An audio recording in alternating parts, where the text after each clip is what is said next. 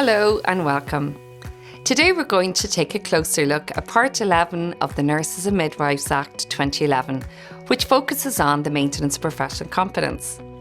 At NMBI, we are working on commencing this part of the Act, which clearly sets out these points. Registered nurses and midwives are expected to keep their professional competence up to date. The board is required to develop a scheme to oversee how nurses and midwives meet this requirement. Employers are encouraged to support nurses and midwives employed by them to maintain professional competence. Maintaining your professional competence is a self-directed process. It's all about staying up to date with the skills and knowledge essential for your daily work, ensuring both competence and safety in your practice. NMBI has developed a professional competence scheme supporting nurses and midwives in maintaining professional competence. The scheme is informed by legal and educational standards as well as the Code of Professional Conduct and Ethics. The Professional Competence Schemes works in a 3-year cycle.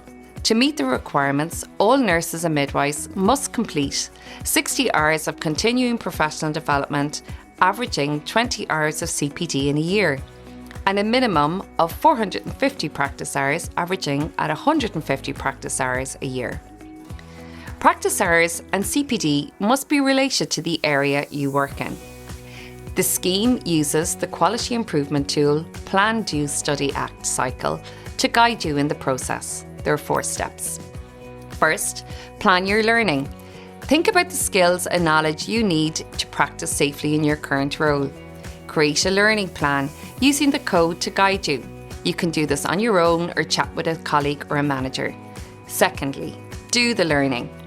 Each activity should directly improve or maintain the care you provide. Put your plan into action. Aim for 60 hours of CPD over a 3-year period, averaging 20 hours a year.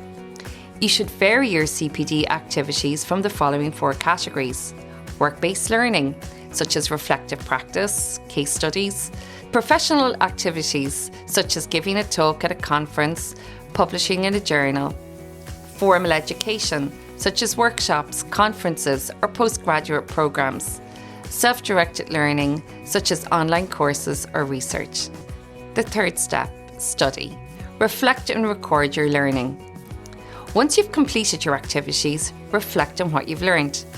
Show that you've met the requirements by having completed enough CPD and practice hours. Record how it relates to your professional competence and hold on to your records. Finally, Step 4, act on the learning. Apply your new knowledge and skills to your everyday practice. Remember, in line with your code, declare your compliance with the Professional Competence Scheme annually in advance of renewing your NMBI registration.